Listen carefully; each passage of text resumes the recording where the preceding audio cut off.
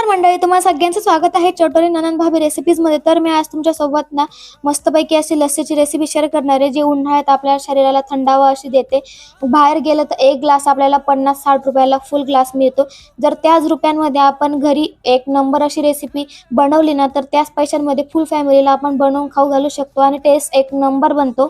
तर ती recipe share करणार आहे। त्यासाठी ना मी 1 किलो दही घेतली आहे व तिला छान असं फेटून घ्यायची। ती छान असे फेटून झाली ना, त्याच्यानंतर त्यात आहे ना आईस क्यूब टाकले मी आणि ते विरघळत नाही तोवर मी त्याला मिक्स केलंय। आईस क्यूब छान असं विरघळून झालं, त्याच्यानंतर मी इलायची टाकले त्यात। इलायची मस्त मिक्स केली, त्याच्यानंतर ड्रायफ्रुट्स टाकायचे जे तुमच्याकडे असतील, काजू बदाम पिस्ता थोडे जास्तच टाकायचे। माझ्याकडे नव्हते म्हणून मी थोडेच टाकले, जितके होते तितके टाकले। त्याच्यानंतर शुगर पावडर टाकलंय।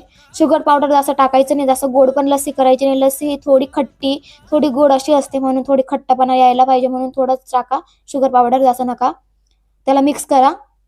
त्यानंतर आईस्क्रीम जो तुम्हाला फ्लेवर आवडत असेल ना तो टाका आणि त्याला हे मिक्स करा।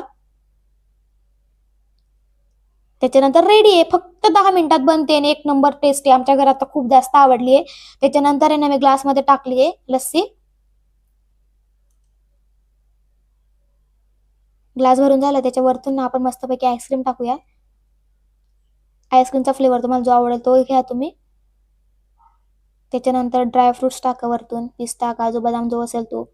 मस्तपैकी वरतून मी ना टुटी फुटी पण टाकली आहे, म्हणजे स्टेरी वगैरे जे असतील ते टाकलंय। आवडत नसेल तर नका टाकू। तर आपली रेसिपी तर रेडी आहे। एक नंबर लागते, काही खर्च लागत नाही जास्त। जेवढा आपण बाहेर खातो ना त्याच पैशांमध्ये आपण ना घरी सगळ्या फॅमिलीला देऊ शकतो, एवढी बनते आणि जबरदस्त टेस्टी लागते। तर रेसिपी आवडला चॅनलला सबस्क्राईब करायला विसरू नका।